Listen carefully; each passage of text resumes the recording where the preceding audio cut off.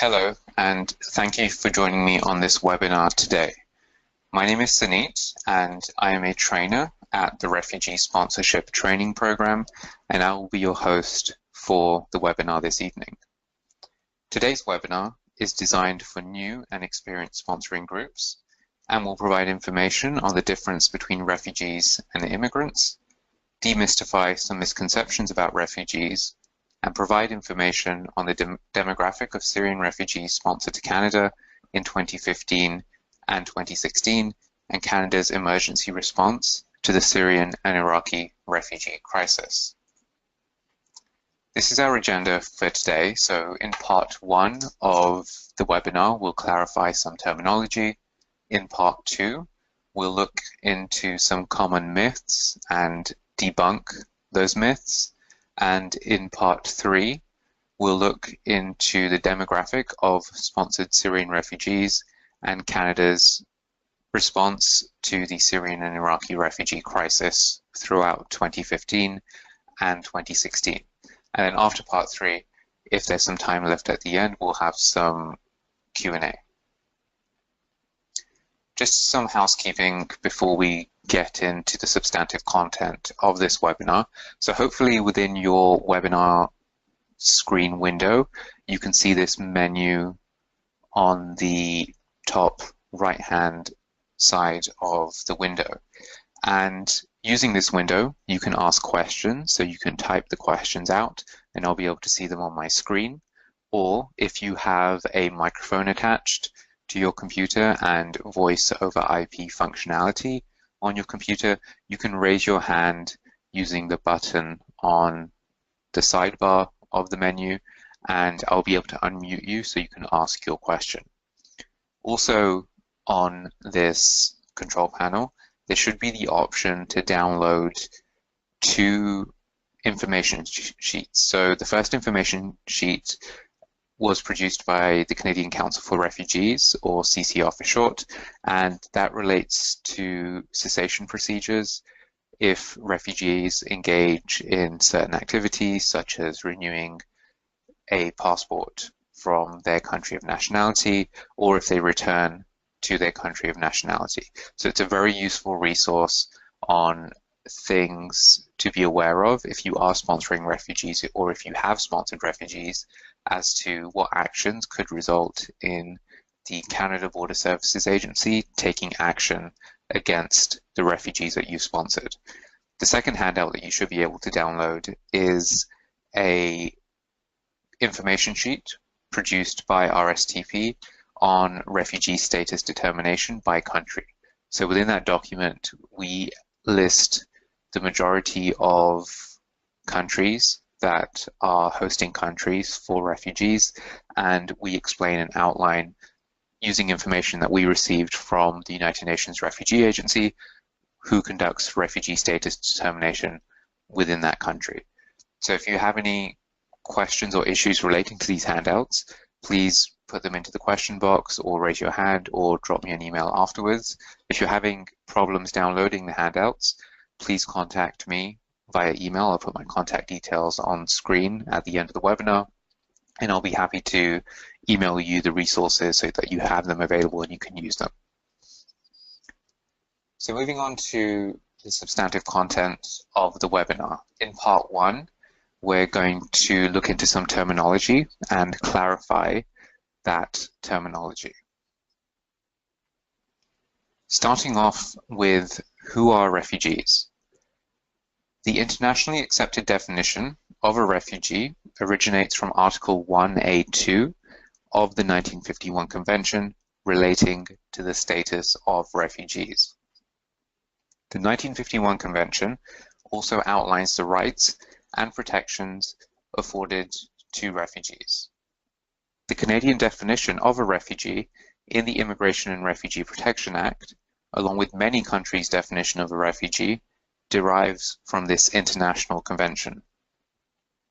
Article 1A2 of the 1951 Convention states that a refugee is anyone who is outside their country of nationality or their country of habitual residence, was forced to leave their country of nationality or their country of habitual residence due to a well-founded fear of persecution on the basis of race, religion, nationality, membership of a particular social group, or on account of their political opinion, and due to the fear of persecution is unable or unwilling to avail himself to the protection of their country or return to their country.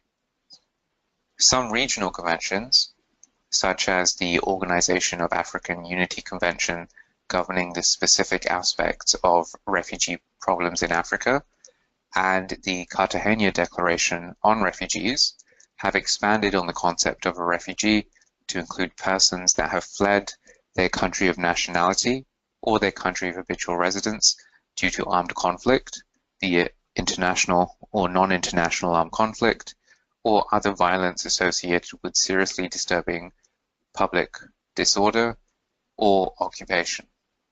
Both of these conventions are regional conventions and only apply in the context of Africa and Latin America, respectively. In order to be recognized as a refugee, individuals have to go through a process called refugee status determination. This process is either conducted by the UN Refugee Agency, or UNHCR for short, or the government of a country. Who conducts refugee status determination in a particular country is dependent on a number of factors, including whether the country is a signatory to the 1951 Convention and the 1967 Protocol, whether the country has a functioning and fair refugee status determination procedure, and international relations and politics. If you would like information on who conducts refugee status determination in a particular country, you do have the handout that is available for download using the control panel, and the handout is also available on our website. If you go to rstp.ca, resources, and then information sheets. As part of the refugee status determination process, the individual or individuals will be interviewed or have a hearing to see if they meet the definition of a refugee. For example, in Canada, the Refugee Protection Division of the Immigration and Refugee Board conducts the refugee status determination assessment, and this is conducted in the form of a hearing. In the UK and the United States, the assessment is conducted in the form of an interview. A person only becomes a refugee from a legal perspective once they have been through the refugee status determination process and they receive a positive decision that they meet the definition of a refugee within the 1951 Convention. It is at this point they receive refugee status and are officially recognized as refugees. Once an individual has been recognized as a refugee, they are protected under domestic, regional, and international law. So to summarize, a refugee is someone who is forced to flee their country because of persecution, armed conflict, or violence, and cannot return to their country or are afraid to do so. They must also go through the refugee status determination process in order to be recognized as a refugee. Moving on to who are asylum seekers and refugee claimants. Asylum seekers and refugee claimants are individuals who have fled their country because of persecution, armed conflict, or violence, and are waiting to go through the refugee status determination process in order to be recognized as a refugee. Before someone receives refugee status by going through the refugee status determination process, they are referred to as asylum seekers or refugee claimants. Once they've been recognized as refugees by going through the refugee status determination process, that's when they become refugees. So before going through the refugee status determination process, if somebody has fled their country because of persecution, armed conflict, or violence, they are referred to as asylum seekers or refugee claimants. Who are internally displaced persons? So an IDP is a person who has been forced to flee his or her home for the same reason as a refugee, such as armed conflict, persecution, or violence, but they have not crossed an international border and remain within their country. Unlike refugees, IDPs are not protected by international law, and they are not eligible to receive many of the protections granted to asylum seekers, refugee claimants, and refugees. In Canada, we have to make the distinction between inland refugees and sponsored refugees. So in Canada, refugees can be categorized into two categories. Those that were granted refugee status inland, that is by going through Canada's refugee status determination process at the Refugee Protection Division of the Immigration and Refugee Board, and those individuals that were sponsored for resettlement to Canada and came to Canada as sponsored refugees. Moving on to the distinction and the difference between immigrants and migrants and refugees. The terms immigrant or migrant and the term refugee is used by the media and the public on a day-to-day basis interchangeably, and this can cause confusion. The important thing to remember is that the two terms have distinct and different meanings, and confusing the terms leads to problems for both populations. Refugees, as we just mentioned, are persons fleeing armed conflict, persecution, or human rights violations. Their situation is often so perilous and so intolerable that they cross international borders to seek safety and sanctuary. Refugees receive protection because it is too dangerous for them to return home, and they need sanctuary elsewhere. The 1951 Convention defines who is a refugee and outlines the basic rights and protections which states must grant to refugees. One of the most fundamental protection principles laid down by international law is that the refugees and asylum seekers should not be expelled or returned to a country where they fear persecution, and this is known as the principle of non-refoulement. The protection of refugees has many aspects. These include the principle of non-refoulement, access to refugee status determination procedures that are fair and efficient, and measures to ensure that a refugee's basic human rights are respected and to allow them to live with dignity and safety while helping them to find a long-term solution to their displacement, such as integration or resettlement to a third country.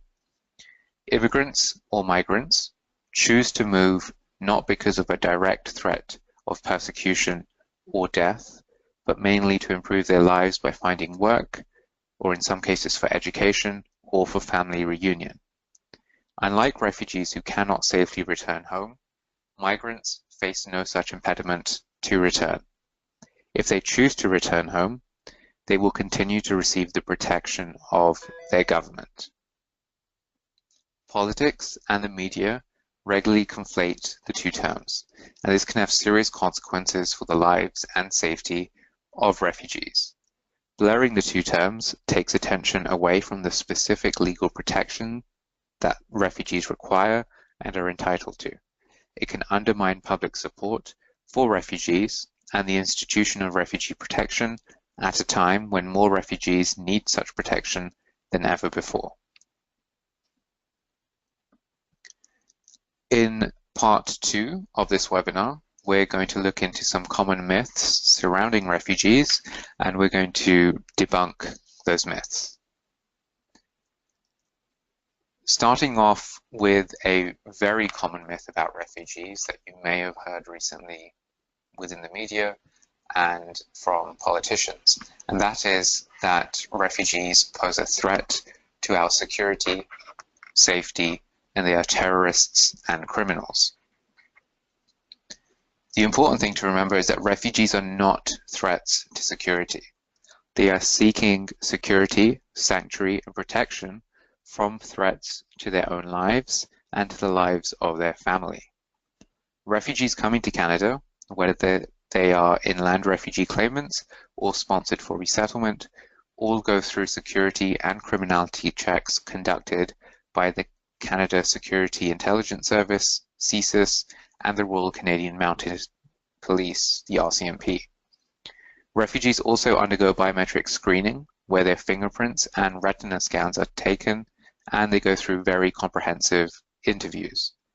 The Immigration and Refugee Protection Act excludes refugees from staying or coming to Canada if they are found to be inadmissible on the basis of security, serious criminality, organized criminality, terrorism, war crimes, crimes against humanity, genocide, or human rights violations. In the words of the former United Nations High Commissioner for Refugees and the current United Nations Secretary General, Antonio Guterres, it is not the refugee outflows that cause terrorism. It is terrorism, tyranny, and war that creates refugees. The next myth surrounding refugees is that refugees only come from refugee camps. Once refugees have fled their country of nationality or their country of residence, they may live in camps or in urban areas such as towns or cities. Both camp-based refugees and urban refugees are extremely vulnerable to exploitation and abuse. The United Nations Refugee Agency reported that over 60% of the world's 21 million refugees live in urban environments. Urban refugees may not have access to aid and other services offered to camp-based refugees and can be more vulnerable to exploitation, arrest, detention, and harm by state and non-state actors. In large cities, the UN Refugee Agency has noted that it can be a challenge to identify urban refugees and ensure that they receive the support and assistance that they need.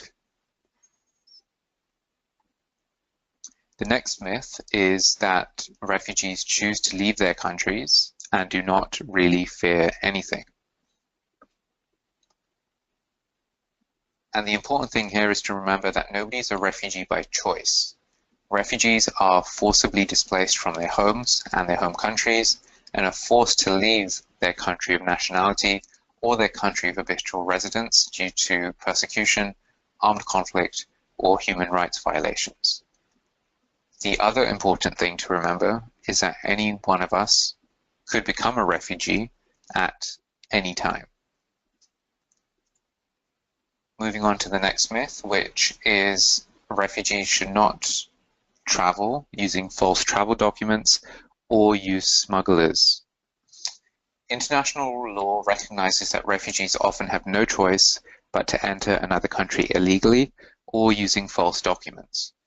Article 31 of the 1951 Convention relating to refugees prohibits governments from penalizing refugees who enter or remain illegally in their territory.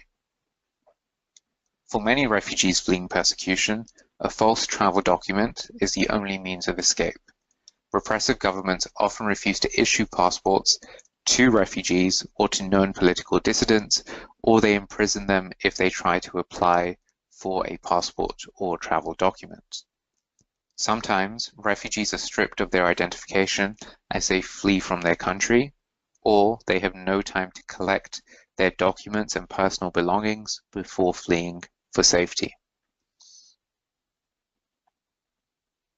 The next myth is that refugees are welfare cheats and that they steal jobs. Refugees actually create jobs. According to research conducted by the Organization of Economic Cooperation and Development, the OECD, refugees expand the domestic market and create a job for every one they occupy. In some countries, they were responsible for nearly 1/3 of economic growth in the period from 2007 to 2013. The OECD research further noted that most refugees pay much more into the public purse than they take from it. Research in the UK, Canada, Germany, Greece, Portugal, and Spain shows that refugees are less or equally dependent on public funds than the citizens of those countries. The next myth is that refugees are poor and uneducated. Refugees come from all walks of life. They may be educated, wealthy, uneducated.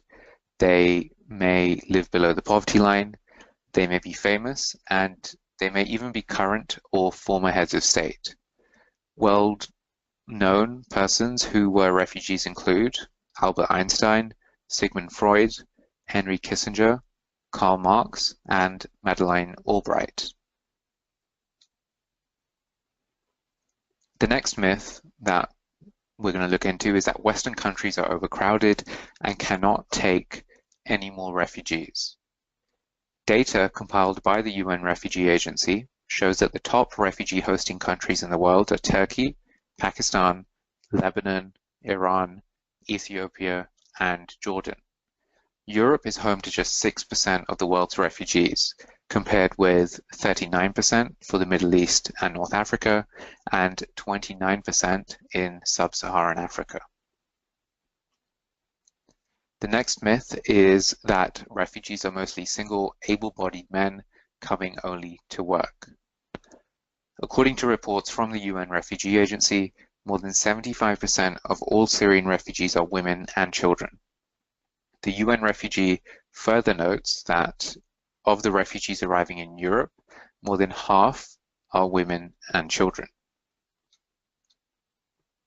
The next myth is that refugees from the same country are the same in terms of language, culture, religion. Refugees that originate from the same country are not the same. Countries are very diverse in terms of religion, language, ethnic groups, and culture. For example, in Syria, the ethnic composition includes Syrian Arabs, Armenians, Kurds, Turkomans, Assyrians, and Arameans. Religions within Syria that people follow include various branches of Islam, Christianity, and Druidism.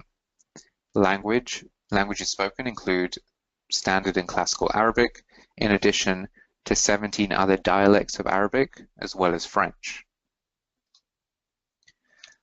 The next myth is that refugees can return to their home country or travel on their passport from their home country without consequences.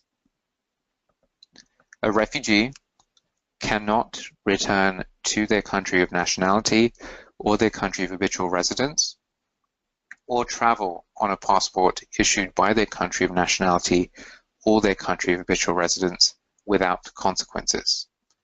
Doing any of these actions, or even applying for a passport from their country of nationality or their country of habitual residence, may result in the cessation of their refugee status and any other status or remain to leave that they have in Canada. This applies to refugees in Canada that were both inland refugees as well as sponsored refugees.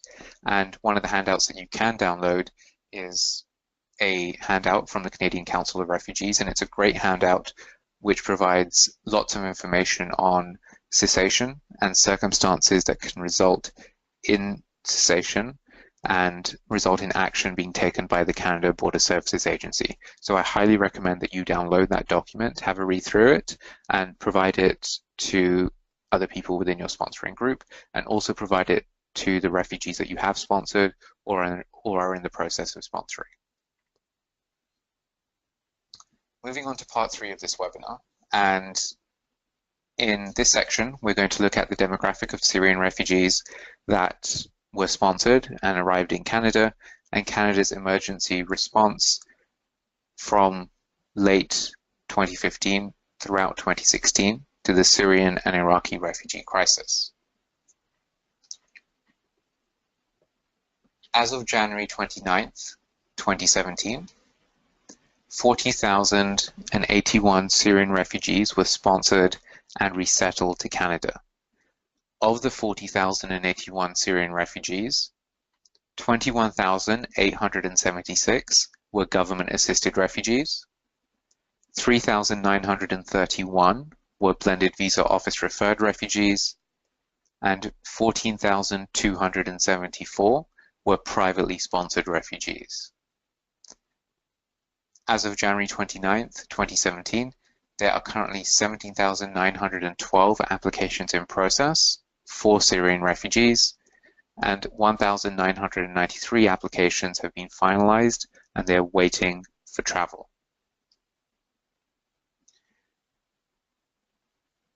We're now going to look into the demographic of Syrian refugees that arrived in Canada from November 2015 to January 2016.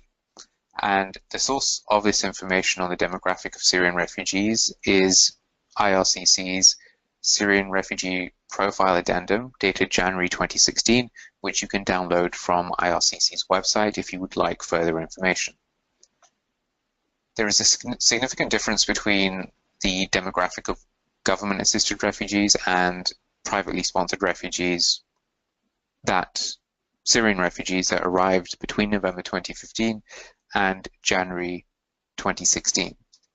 Starting off with government-assisted refugees. According to information collected by IRCC, government-assisted refugees tended to have larger family sizes compared to privately sponsored refugees. The majority of government-assisted refugees had 5 to 8 persons on an application, and some families or some applications even had 10 to 14 members of the same family on an application.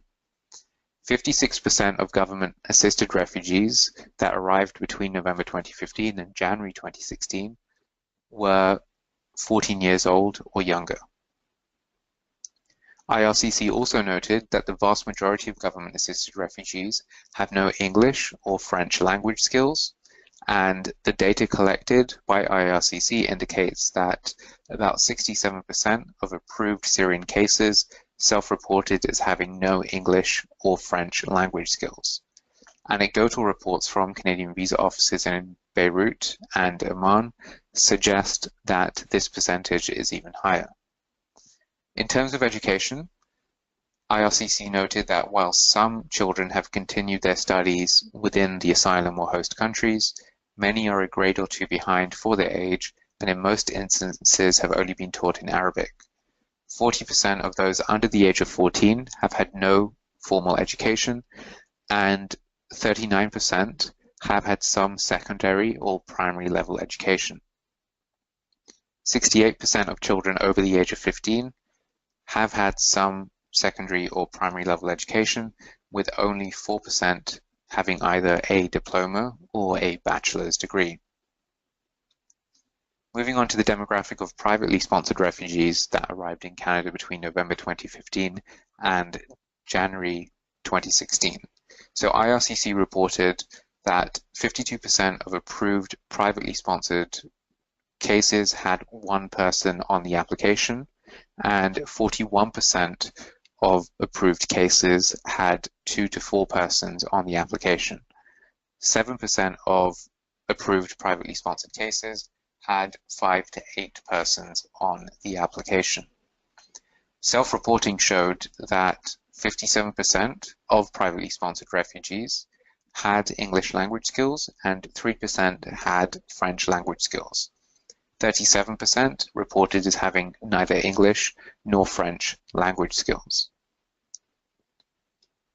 Moving on to the health data collected by IRCC for Syrian GARs and PSRs that arrived between November 2015 and January 2016.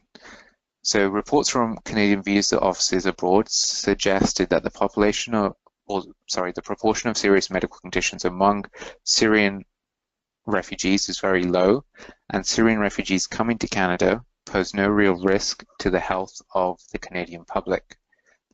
Only 10% of Syrian refugees were referred for medical treatment on arrival, and the majority of these referrals were for cold and flu symptoms.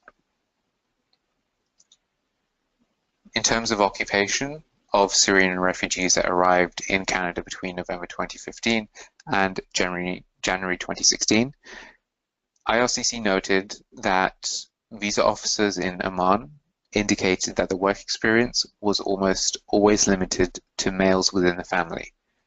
Common occupations within asylum and host countries included taxi or truck driver, construction worker, general laborer, cook, and farmer. Visa officers noted that though refugees may not have the right to work legally in Jordan, a large number do so at the risk of arrest, and that this was a sign of the refugees' resourcefulness and motivation to provide for their families, as well as a sign of their desperation.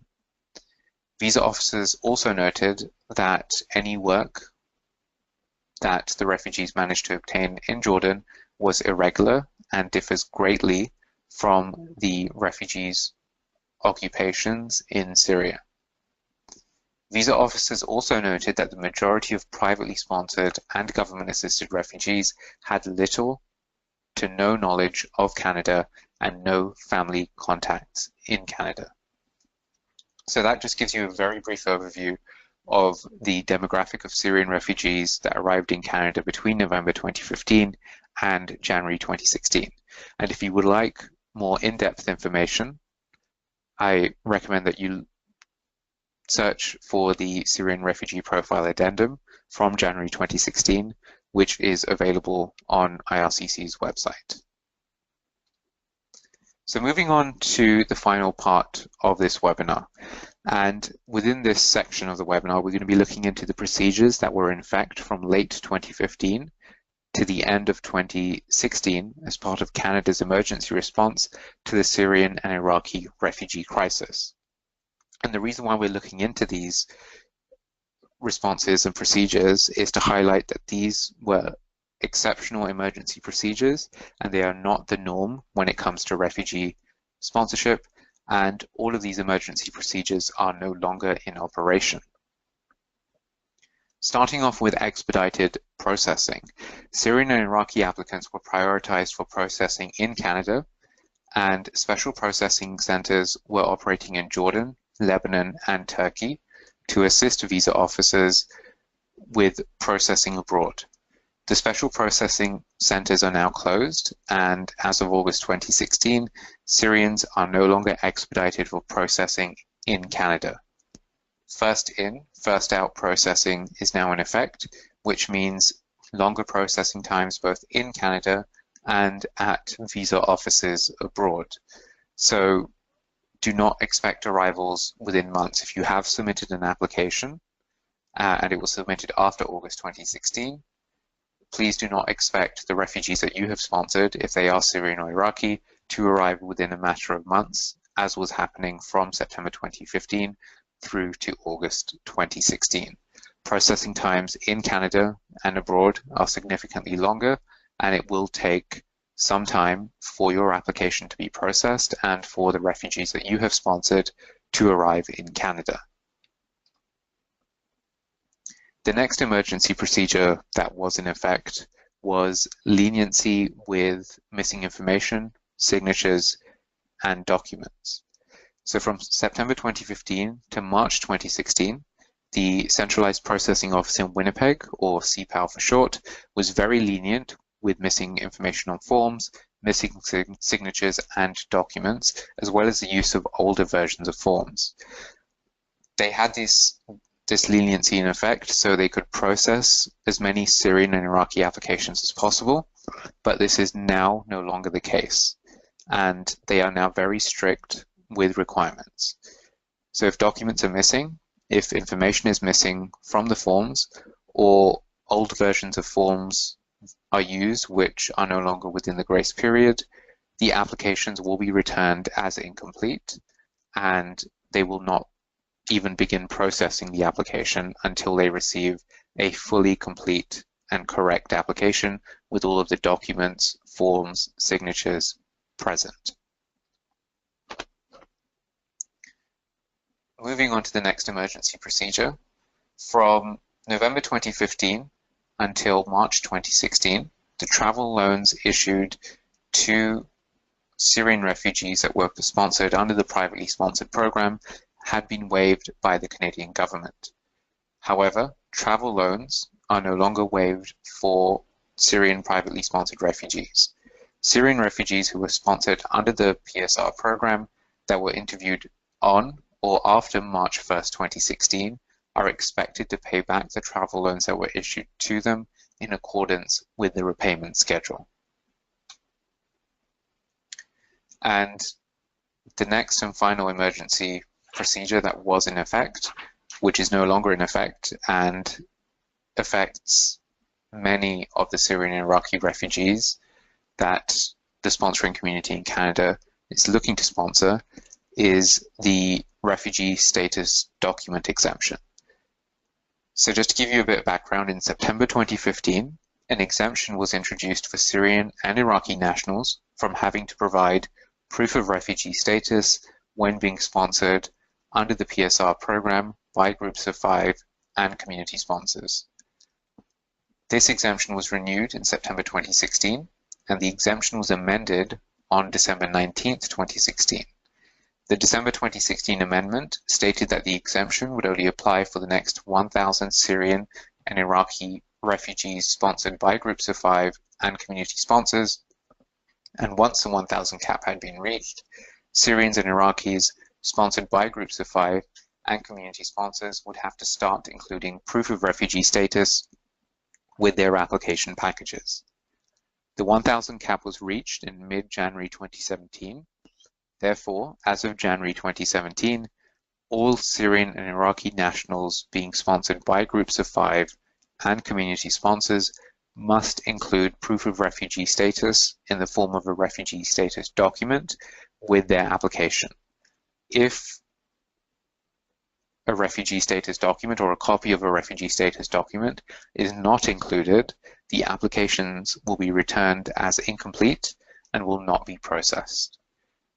So if you are submitting an application for a Syrian or Iraqi national after January 2017, and you are sponsoring as a group of 5 or a community sponsor, please make sure that you include a copy of the refugee's refugee status document with the application. And just as a note, generally, asylum seeker certificates and refugee registration documents are not accepted as proof of refugee status and are not considered to be refugee status documents.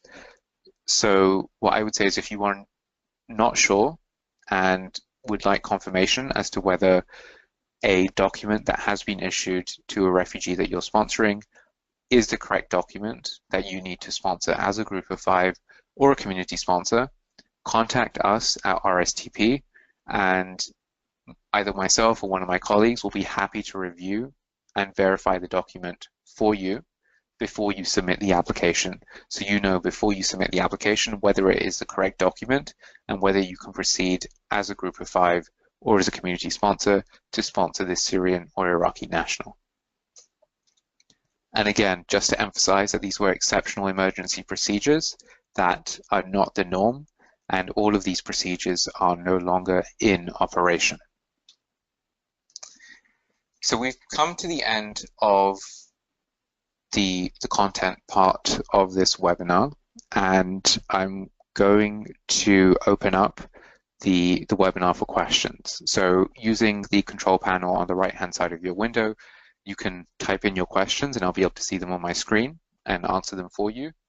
Or if you have a microphone connected to your computer and have voice over IP functionality, you can ask your question in person by raising your hand, and I'll be able to unmute you and you can use your microphone to ask your question. So I'm just going to give you 5 minutes to enter your questions, and whilst you are entering your questions, I'll put my contact details on screen.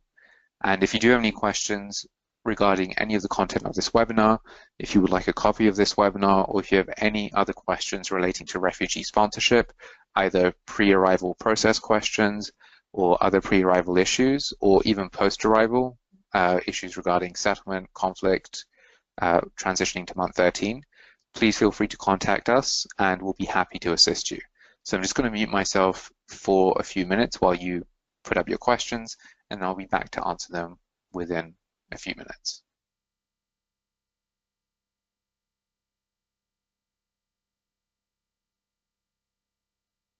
Okay, so I think that's all of the questions that I've received.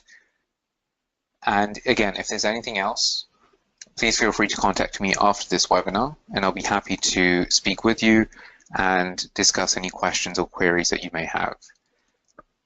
Thank you again for joining me today, and I hope you will have a good evening.